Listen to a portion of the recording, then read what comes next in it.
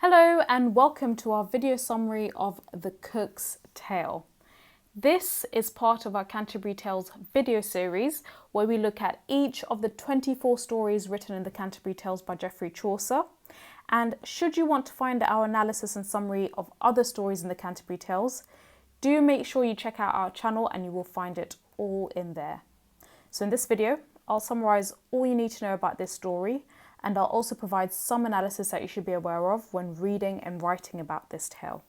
So let's get started.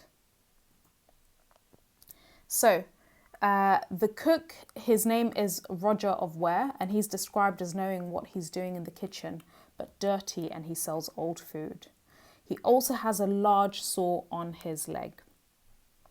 Now, in the prologue, the cook, we find, loved the Reeves story, and he's excited for his own story. The host comments that it is better to be good. It better be good given how bad his food is. The host also comments that the cook sells old pies and has an unclean kitchen. The cook replies that he will have a story about a host on the way back to get revenge for his joking. So the cook's story goes thus. There was once an apprentice, Perkin, who sold food. He loved the tavern very much and would often run from work to join the revellers. He also stole from his master. One day, his master said, "It is better to take the rotten apple out of the bag than to have it rot all the other apples," and he fired him. The apprentice went off and met a companion who also enjoyed revelling and had a prostitute as a wife. Now, this tale ends very abruptly, without being much of a story at all. Experts are a little bit unsure if Chaucer ended this short story on purpose, or if some of the original manuscript was just simply lost. And some critics argue the tale ends unfinished on purpose. We all know the sort of ending it will likely to have anyway.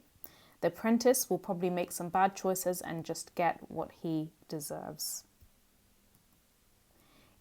Even though this story is short, it tells us some interesting things.